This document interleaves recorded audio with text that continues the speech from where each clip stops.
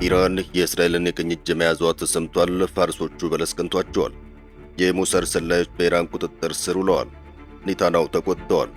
ለሁለተኛ ዙር ጦርነት ጦራቸውን እንዲያዘጋጁ አዘዋል። የተኩስ አቁሙ ሊጠናቀቅ ሲቃረብ እስራኤል አስደንጋጭ ዜናን አሰምታለች። ከዚህ ጋር ተያይዞ ታዲያ ትራምፕ ግራ ተጋብተዋል። አንዴ ጦርነቱ ሊቋጭ ተቃርቧል ሲሉ፣ ሌላ ጊዜ ደግሞ አማራጭ በእጅ ያለ እያሉ እየፎከሩ ነው። በሊባኖስ ያለው ጦርነት ቀጥሏል። የሟቾች ቁጥርም በከፍተኛ ሁኔታ አሻቅቧል። በሌላ በኩል የፓኪስታን መሪዎች እንቅልፋቸውን አጥተው ለሰላም እየታተሩ ይገኛል። ሰላም ጤና ይስጥልን የተከበራችሁ ውድ ቤተሰቦቻችን፣ በያላችሁበት የአክብሮት ሰላምታችን ይድረሳችሁ። በእነዚህ ርዕሰ ጉዳዮች ላይ ቆይታ እናደርጋለን።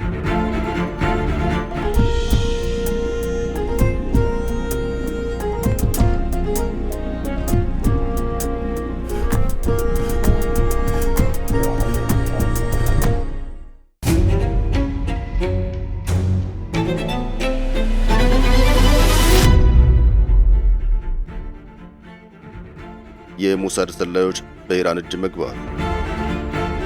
የኢራን መንግስታዊ መገናኛ ብዙሃን እንዳስታወቀው የአገሪቱ የጸጥታ ኃይሎች ከእስራኤል የስለላ ተቋም ሞሳድ ጋር ግንኙነት አላቸው የተባሉ 4 ሰዎችን በቁጥጥር ስር አውለዋል።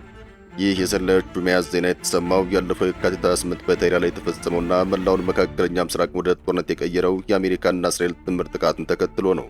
የአሜሪካ ባለሥልጣናት ከኢራን ጋር ሊኖር ስለሚገባ የሰላም ውይይት እየመከሩበት ባለበት በዚህ ወቅት መሆኑም ትኩረትን ስቧል። የኢራን አብዮታዊ ዘብ መግለጫን ጠቅሶ መንግስታዊ ዜና ወኪል ኢርና እንደዘገበው 4ቱ የሞሳድ ወኪሎች በቁጥጥር ስር የዋሉት በሰሜናዊ ኢራን በምትገኘው ጊላን ግዛት ውስጥ ነው።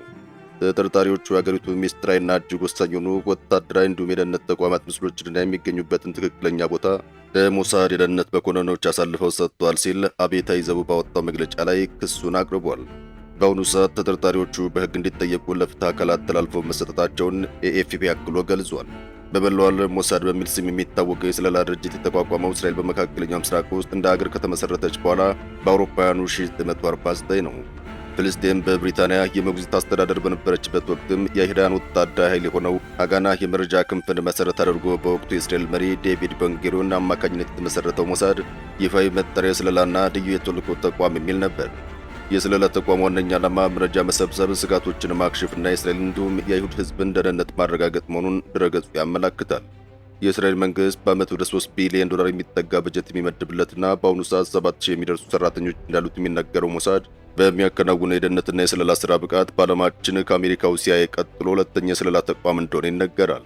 ስራውን በ80 አባላት የጀመረው ሞሳድ ከባድ የሚባሉ ተልዕኮችን በአደገኛ ሁኔታ ውስጥ በመፈጸም አድናቆትን በማግኘት መነጋገሪያ ከመሆን ባሻገር በርካታ የቡድን ተልዕኮችና ታሪኮችን ወደ መጽሐፍትና ፊልም ተቀይረዋል። ሞሳድ ኢላማ የሚያደርገው ግለሰቦችና ቡድኖች ብቻ ሳይሆን ሀገራትም ጭምር ነው። በተለይ ደግሞ እስራኤልን በከበቧት አረብ ሀገራት ውስጥ የሚካሄዱ አስጊ እንቅስቃሴዎችን በመከታተል አስፈላጊ ሲሆን ደግሞ እርምጃ በመውሰድ ስሙ ይነሳል። በዚህም ባለፉት ጥቂት አስርት ዓመታት ውስጥ ተቋሙ የእስራኤል ጠላት ናቸው በሚባሉ ጎረቤት ሀገራት ውስጥ የተለያዩ የስለላ ተግባራትን በመፈጸም ያልታሰቡ ዘመቻዎችን አካሂዷል። በሀገራት ውስጥም እስራኤል ሽብርተኛ የምትላቸውን ድርጅት መሪዎች ላይ ግድያ በመፈጸም ሳይንሳዊና ወታደራዊ ተቋሞቻቸው እንዲሰናከሉ አሻጥር መስራት፣ መንግስታቱን ከሚቃወሙ የጎሳ ወይም የፖለቲካ ቡድኖች ጋር ግንኙነት በመፍጠር ማሴርን ጨምሮ ሞሳድ የእስራኤልን ጥቅምና ደህንነት ለማስጠበቅ የተለያዩ ተግባራትን ፈጽሟል። የእስራኤልን ደህንነትና ጥቅም መሰረት አድርጎ የተሰጠው ገደብ የለሽ ስልጣን በመጠቀም ሞሳድ የተለያዩ ሀገራት የሚወስዷቸውን እርምጃዎች በአገሪቱ መንግስት ላይ ዲፕሎማሲያዊ ጫናና ውግዘት እንዲሁም ከሀገራት ጋር ያለውን ግንኙነት ማበላሸት አስከትሏል። ለአሁኑ ጦርነትና ለኢራን መሪዎች ማለቅ የሞሳድ ሚና ይተኪ ስለመሆኑ ይነገራል።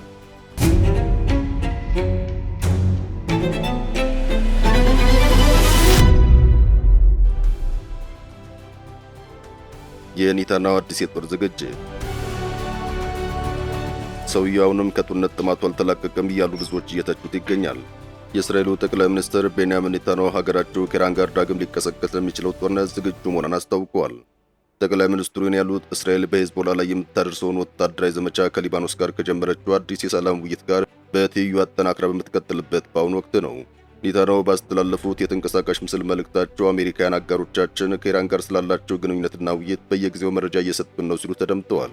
ይህ መግለጫ የወጣው አሜሪካ ከቴህራን ጋር ስምምነት ላይ ለመድረስ ጥረት እያደረገች ባለችበት በዚህ ወቅት እስራኤል ከሄዝቦላ ጋር የተኩስ አቁም እንድታደርግ ጫና በምታደርግበት ወቅት ነው። ከአሜሪካ ጋር ያለን ግብ ተመሳሳይ ነው ያሉት ኔታንያሁ በኢራን የበለጸገው ዩራኒየም ማዕድን እንዲወገድ እንዲሁም ኢራን በውስጡ ያላት የማበልጸግ አቅም ሙሉ በሙሉ እንዲጠፋ እንደሚፈልጉ አብራርተዋል። በተጨማሪም ቁልፍ የሆኑ የባህር ማቋረጫ መስመሮች መልሰው ክፍት እንዲሆኑ ሀገራቸው እንደምትሰራም የጋራ ዓላማቸው እንደሆነ አስረድተዋል። ጠቅላይ ሚኒስትሩ አክለውም ይህ ሁኔታ እንዴት እንደሚያበቃ ወይም እንዴት እንደሚቀጥል ገና በጣም ጊዜው እንደቀደመ ጠቁመው፣ ይሁን እንጂ ጦርነቱ ዳግም ሊቀሰቀስ እንደሚችል ታሳቢ በማድረግ ለማንኛውም አይነት ሁኔታ ተዘጋጅተናል በማለት ሀገራቸው ያላትን ቁርጠኝነት አሳውቀዋል። ከሂዝቦላ ጋር ከሚደረገው ውጊያ በትይዩ ከሊባኖስ ጋር ድርድር እየተካሄደ መሆኑን ያነሱት ኔታንያሁም እነዚህ ውይይቶች አሁን ሊካሄዱ የቻሉት እስራኤል በጣም ጠንካራ ስለሆነችና ሊባኖስን ጨምሮ ሌሎች ሀገራትን ወደ እሱ እየመጡ ስለሆነ መሆኑን ተናግረዋል። በእነዚህ ድርድሮች ውስጥ ሁለት ዋና ዋና ግቦች እንዳሉ የገለጹት ጠቅላይ ሚኒስትሩ የመጀመሪያው ሂዝቦላን ገፍቶ ማራቅ ሲሆን፣ ሁለተኛው ደግሞ በጥንካሬ ማለትም በኃይል ላይ የተመሰረተ ዘላቂ ሰላም ማምጣት መሆኑን ተናግረዋል። ኃይሎቻችን ሂዝቦላህን መምታታቸውን ቀጥለዋል ያሉት ኔታንያሁም በአሁኑ ወቅት በውጊያው በዋነኝነት የተኮረው በቤንጃቪል የሚገኘውን ትልቅ የሂዝቦላ ይዞታ በማፈራረስ ላይ መሆኑን ጠቁመዋል። በተጨማሪም በአካባቢው ለሚገኙ የድሩዝ ማህበረሰብ ድጋፍ ለመስጠት ሲባል የጸጥታ ቀጠናውን ይበልጥ በማጠናከር ወደ ምስራቅ ሄርሞን ተራራ ተዳፋት አካባቢዎች እንዲሰፋ ትናንትና ለእስራኤል መከላከያ ሚኒስቴር ትዕዛዝ መስጠታቸውን አሳውቀዋል። በሌላ ዜና በእስራኤልና በሂዝቦላ መካከል በሊባኖስ የተካሄደ ያለው ውጊያ ቀጥሏል። የእስራኤል የመከላከያ ሰራዊት የጦር ኃይሎች አዛዥ አያል ዛሚር ከኒታን ወንዞች በታች ያለውን አጠቃላይ የደቡብ ሊባኖስ ግዛት ለሂዝቦላ የመግቢያ ቀጠና በማለት ገልጸውታል። የእስራኤሉ ጠቅላይ ሚኒስትር ቤንያሚን ኔታንያሁ ሀገራቸው ጦርነቱን በተመለከተ ለማንኛውም ሁኔታ ዝግጁ መሆኗን ገልጸዋል። የእስራኤል ግቦች አሁንም ከአሜሪካ ዓላማዎች ጋር የተጣጣሙ መሆናቸውን አክለው ተናግረዋል። ይህ የተነገረው ማክሰኞ ዕለት በእስራኤልና በሊባኖስ መካከል የተካሄደ ውይይት ተከትሎ ሲሆን፣ ሊባኖስ ውይይቱን ውጤታማ ስትለው እስራኤል ደግሞ ሁለቱ ሀገራት በአንድ ስሌት ጎን ላይ መሆናቸውን ያሳየ ብለዋለች። እስራኤል በሊባኖስ የአየር ድብደባ ማድረግ ከጀመረች ጀምሮ የተገደሉት ሰዎች ቁጥር 2167 መድረሱን የአገሪቱ የጤና ሚኒስቴር አስታውቋል። የሟቾች ቁጥር ማክሰኞ ዕለት ከተገለጸው በ43 ሰዎች ከፍ ማለቱን የተገለጸው። በእስራኤል ጥቃት ጉዳት የደረሰባቸው ሰዎች 7061 ደርሰዋል። ሀገሪቱ በደቡባዊ ሊባኖስ በፈጸመችው 3 ተከታታይ ጥቃት ቢያንስ 3 የሕክምና ባለሙያዎች መገደላቸውን የሊባኖስ ባለሥልጣናት ገልጸዋል። የሊባኖስ የጤና ሚኒስቴር የመጀመሪያዎቹ ሕክምና ባለሙያዎች የተገደሉት በእስራኤል ጥቃት ጉዳት የደረሰባቸውን ለማንሳት በሚጥሩበት ወቅት ነው ሲሉ ተደምጠዋል። በማስከተልም ሁለተኛና ሶስተኛ ቡድን ሲሄድም ጥቃት እንደተፈጸመባቸው ሚኒስትሩ ጨምሮ ገልጿል። የእስራኤል ጦር በጉዳዩ ላይ ምላሽ እንዲሰጥ ቢጠየቅም ፈቃደኛ ሳይሆን ቀርቷል።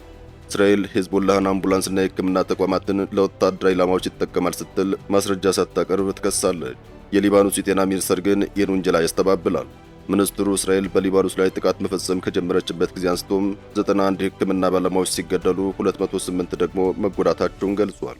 አክሎም በሕክምና ተቋማትና በአምቡላንሶች ላይ ብቻ 120 ጥቃቶች መፈጸማቸውን አስታውቋል። ሚኒስትሩ ረቡዕ ዕለት ባወጣው መግለጫው የሚፈጸሙ ጥቃቶች ጭካኔ የተሞላባቸው ወንጀሎች ናቸው ሲል ከሷል። የሕክምና ባለሙያዎች ቀጥተኛ ኢላማ ሆነዋል። ይህም በዓለም አቀፍ የሰብአዊ ሕግ የተደነገጉትን ሁሉንም ደንቦችና መርሆች ሙሉ በሙሉ ችላ ማለቷን ያረጋግጣል ብሏል። የሰብአዊ መብት ተሟጋች እስራኤል በሊባኖስ የፈጸመቻቸውን አንዳንድ ድርጊቶች እንደ ጦር ወንጀል የሚታዩ ናቸው ሲሉም ይደመጣሉ።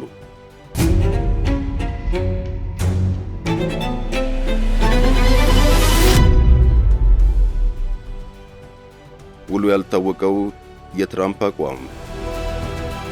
የአሜሪካው ፕሬዝዳንት ዶናልድ ትራምፕ ስለ ኢራኑ ጦርነትና ስለሚያበቃበት መንገድ የሚናገሩት እርስ በርሱ የሚጣረስ ነው። ፕሬዝዳንቱ ከፎክስ ኒውስ ጋር በነበራቸው ቃለ ምልልስ ላይ የጦርነቱ ማብቂያ እየተቃረበ ነው ብለዋል። ሀገራቱ ለ2 ሳምንታት የሚቆይ የተኩስ አቁም ተስማምተው ድርድሩን ጀምረዋል። ትራምፕ ለፎክስ ኒውስ በሰጡት ቃለ ምልልሳቸው ላይ ተጨማሪ የአየር ድብደባዎች ሊፈጸም እንደሚችል ተናግረዋል። የአየር ድብደባውን አሁን ባቁምም ሀገሪቱን መልሶ ለመገንባት 20 ዓመታት ይወስድባቸዋል እና ደግሞ ገና አልጨረስኩም ሲሉ አክለዋል። ምን እንደሚሆን እናያለን፣ ከስምምነት ለመድረስ በጣም የሚፈልጉ ይመስለኛል ሲሉ ተደምጠዋል። ፕሬዝዳንቱ የ2 ሳምንት የተኩስ አቁም ይራዘም እንደሆነ ሲጠየቁ እንዲሁ እርስ በርሱ የሚጣረስ ምላሽ ሰጥተዋል። የፈረንሳይ ዜና ወኪል ግን አደራዳሪዎቹ 2 ሳምንቱን የተኩስ አቁም እንዲራዘም ለማድረግ እየተቃረቡ መሆኑን ዘግቧል። የዋይት ሀውስ መግለጫ እንደሚያመላክተው አሜሪካ ወደ ኢራን ወደቦች የሚገቡና በሚወጡ መርከቦች ላይ የጣለችው እገዳ አሁንም ባለበት ቢቀጥል ከኢራን ጋር ያላት ፍሬያማና ቀጣይነት ያለው ውይይት ግን አልተቋረጠም ብለዋል። ዋይት ሀውስ የሁለቱን ሳምንታት የተኩስ አቁም ስምምነት ለማራዘም አሜሪካ በይፋ ጥያቄ አቅርባለች ተብሎ የወጣውን ዘገባ አስተባብሏል። የዋይት ሀውስ ፕሬስ ሴክሬታሪ ካሮሊና ሌቪት አሜሪካ ስምምነት ላይ ለመድረስ ባላት ተስፋ ዙሪያ ስሜቶች እንዳላት ቢገልጹም ለቀጣይ ድርድር ግን እስካሁን የተቆረጠ ቀን እንደሌለ አብራርተዋል። በሌላ በኩል አሜሪካና ኢራን መካከል አደራዳሪ በመሆን እያገለገለች የምትገኘው ፓኪስታን ልዑክ ቡድን ከኢራን መንግስት ጋር ተጨማሪ ውይይቶችን ለማካሄድ ተኢራን ገብቷል። ማንኛውም መርከብ ወደ ኢራን ወደቦች እንዳይገባና እንዳይወጣ በአሜሪካ የተጣለው እገዳ ሙሉ በሙሉ ተግባራዊ መደረጉን ያስታወቀው ዋይት ሀውስ እገዳው እስከ መቼ እንደሚቀጥል ምንም አይነት ፍንጭ አልሰጠም። የአሜሪካ የማዕከላዊ ሴንቲኮም እገዳው ተግባራዊ መደረግ ከጀመረበት ጊዜ አንስቶም ምንም አይነት መርከብ ጥሶ ማለፍ አለመቻሉና 10 መርከቦች ወደ ኢራን እንዲመለሱ የተሰጣቸውን ትዕዛዝ ማክበራቸውን በሪፖርቱ አመላክቷል። በባሕረ ሰላጤው ዳርቻ የሚገኙ ሁሉም የኢራን ወደቦች በአሜሪካ ወታደራዊ የባህር ኃይል እገዳ ስር ወደቁ ሲሆን የአሜሪካ ማዕከላዊ ዕዝ እንዳስታወቀው ይህ እገዳ ወደ ኢራን ወደቦች የባህር ዳርቻ በሚገቡ ሆነ ከዚያ በሚወጡ ማናቸውም ሀገር መርከቦች ላይ ተፈጻሚ ይሆናል ብለዋል።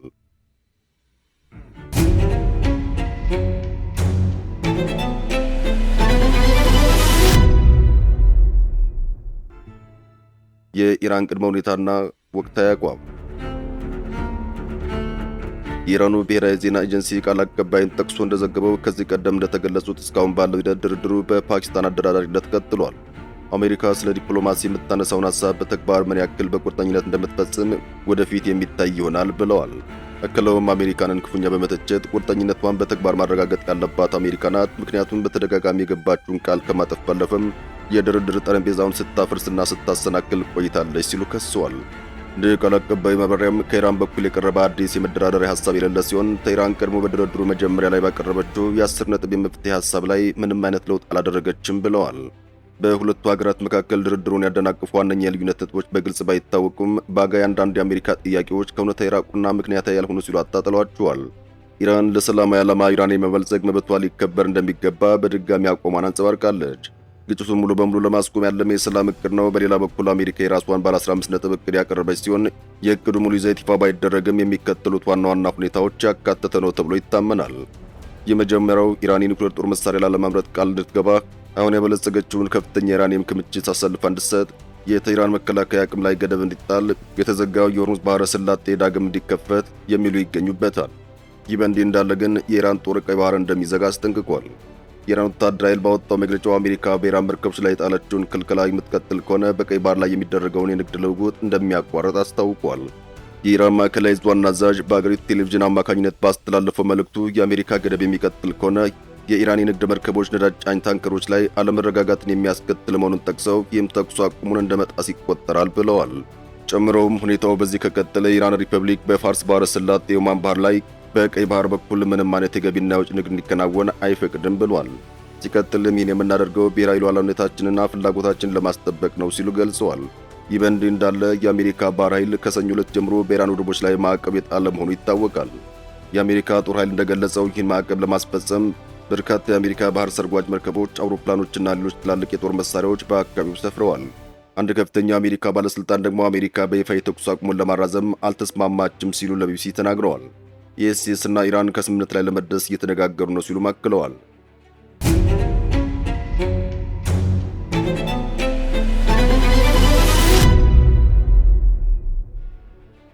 በሌላ ዜና አሜሪካውያን በእስራኤል ላይ ፊታቸውን እያዞሩ ይመስላል። አብዛኞቹ የዲሞክራቲክ ፓርቲ አባላት ከተቃዋሚዎቹ ጋር በመቀላቀል ሽያጩ እንዲታገድ ድምፅ መስጠታቸውን ፓርቲው ለእስራኤል ባለው የፖሊሲ አቋም ላይ ከፍተኛ ለውጥ እያሳየ መምጣቱን ተሰምቷል።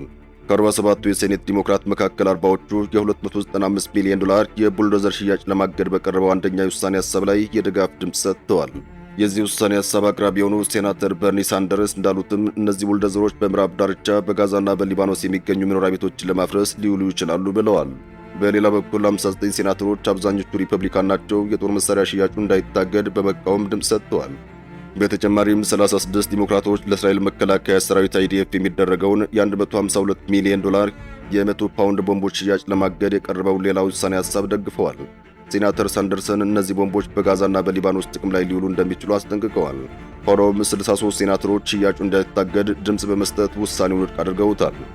በፈረንጆቹ 24 እና 25 በሴናተር ሳንደርሰን ግፊት ቀርበው የነበሩ ተመሳሳይ ውሳኔ ሐሳቦች ውድቅ መደረጋቸው ይታወሳል። ነገር ግን እስራኤል በኢራንና በሊባኖስ እያካሄደች ባለው ወታደራዊ ዘመቻ እንዲሁም የፓርቲው አክቲቪስቶች በእስራኤል ላይ የሚሰነዘረውን ትችት የድጋፍ መለኪያ አድርገው ማየታቸውን ተከትሎም ከቨርሞንቱ ገለልተኛ ሴናተር ሳንደርስ ጋር ወግነው ሽያጩን የሚቃወሙ የዲሞክራቶች ቁጥር ከ2 ዓመት ባነሰ ጊዜ ውስጥ ከእጥፍ በላይ ማደጉ ተዘግቧል።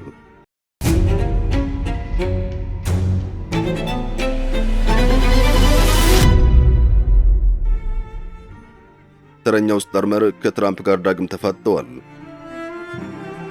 የእንግሊዝ ጠቅላይ ሚኒስትር ኪር ስታርመር አሜሪካና እስራኤል በኢራን ላይ እያካሄዱ ባለው ጦርነት ዙሪያ የያዙትን አቋም እንደማይቀይሩና ለጫና እንደማይንበረከኩ አስታውቀዋል። ጠቅላይ ሚኒስትሩን ያስታወቁት የአሜሪካው ፕሬዝዳንት ዶናልድ ትራምፕ በቅርቡ የሰነዘሩባቸውን ትችት ተከትሎ ነው። ስታርመር በምክር ቤት ተገኝተው ስለ ትራምፕ አስተያየት ጥያቄ ሲቀርብላቸው በኢራን ጦርነት ያለኝ አቋም ከመጀመሪያውኑ ግልጽ ነው፣ ወደዚህ ጦርነት ውስጥ አንጎተትም ሲሉ ምላሻቸውን ሰጥተዋል። ፕሬዚዳንት ትራምፕ ትናንት ከስካይ ኒውስ ጋር ባደረጉት ቃለ ምልልስ የስታርመርን የኤነርጂና የኢሚግሬሽን ፖሊሲ አጥብቀው የተቹ ሲሆን በአሜሪካና በእንግሊዝ መካከል ያለው ግንኙነት ቀድሞ የተሻለ ነበር ሲሉ ተደምጠዋል። ከዚህ ባሻገር አሜሪካ በኢራን ላይ ለምታካሄድ የማጥቃት ዘመቻ የእንግሊዝ ወታደራዊ ጦር ሰፈሮች እንዳትጠቀም ስታርመር መከልከላቸውን ፕሬዚዳንቱን ማስቆጣቱ ተዘግቧል። እንግሊዝ ይህን የአሜሪካ ጥቃት ሕገወጥ ማለቷ ይታወቃል። ጠቅላይ ሚኒስትሩ ለፓርላማ አባላቱ ባደረጉት ንግግር የገጠማቸውን ጫና ሲያብራሩም ጦርነቱ የኛ ጦርነት አይደለም፣ ነገር ግን የተለየ መንገድ እንድንከተል ከፍተኛ ጫና ሲደረግብን ቆይቷል። ትናንት ማታ የተፈጠረውም የፕሬዝዳንቱ ትችት የዚሁ ጫና አካል ነው ሲሉ ተደምጠዋል። አክለውም ሐሳቤን አልቀይርም፣ እጄንም አልሰጥም፣ ይህን ጦርነት መቀላቀል ከብሔራዊ ጥቅማችን ጋር አይሄድም፣ ስለዚህ ፈጽሞ አናደርገውም፣ የቆምኩበትን መሬት በሚገባ አውቀዋለሁ በማለት የጸና አቋማቸውን አንጸባርቀዋል። በሌላ በኩል የዳውኒንግ ስትሪት የጠቅላይ ሚኒስትር ጽሕፈት ቤት ቃል አቀባይ ዛሬ ለጋዜጠኞች በሰጡት መግለጫቸው የእንግሊዝ መንግስት ፕሬዝዳንት ትራምፕ ስለ ሁለቱ የሀገራት ግንኙነት የሰጡት አስተያየት እንደማይጋራው አስታውቋል። በንግድና በተለያዩ ጋራ ጥቅሞች ዙሪያም በአሜሪካና በእንግሊዝ መካከል የሚደረጉ ውይይቶች በየቀኑ እንደቀጠሉ ናቸው ያሉት ቃል አቀባዩም ይህ ሁኔታም ከአሜሪካ ጋር ላላቸውና ለ10 ዓመታት ለዘለቀው ልዩ ግንኙነት የተለመደ አካል መሆኑና ወደፊት ተጠናክሮ እንደሚቀጥል አብራርተዋል። የተከበራችሁ ውድ ቤተሰቦቻችን ስለተከታተላችሁን ከልብ እናመሰግናለን። ጤና ይስጥልን።